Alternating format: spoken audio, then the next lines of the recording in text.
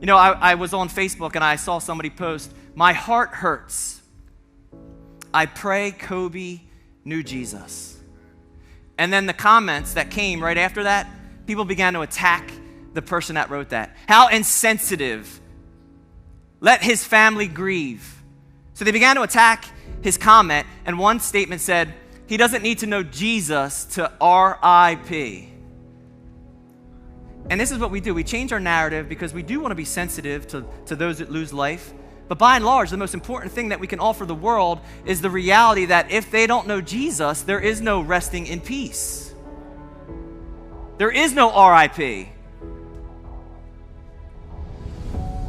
And no matter what's said at a funeral about how good somebody was, if that question cannot be answered as a matter of fact, and then I place my life in the only fact that matters, what am I doing with that dash? See, this is the most important thing for us to understand. Many of the other comments, of course, I mean, there's truth in this, right? Look around, look at your spouse, look at your children, and hold them tightly, right? When something like this happens, that's the response. Hold those you love tightly. And I get that. I do. And then I read a quote by Corrie ten Boom that says, "Hold everything in your hands loosely. Otherwise, it hurts when God pries your fingers open."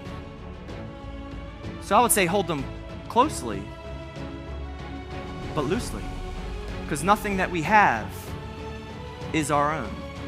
Not our life, not our family, not our possessions, not our children. This is what Moses understood when he wrote in Psalm 90, "Teach me to number my days, that I may gain a heart of wisdom." In other words, teach me the brevity of my days, what I am, who I am, so that I may have wisdom in my day, knowing that I'm not guaranteed tomorrow. How would you live, church, if you knew that today was the last day that you would have in this existence on this side of heaven? What would you do? What would you say? How would you live? Where would you go? What would you do? The psalmist would write in 31:14, "My times are in your hands." Like, let the truth sink in. My times are in God's hands. So I walk through life with my hands open. And finally, the reason why I want to have a faith like that is because the outworking of faith in Christ alone tells me that my life is not my own. It's not my own. Christ purchased me, and he gets to decide how he spends me.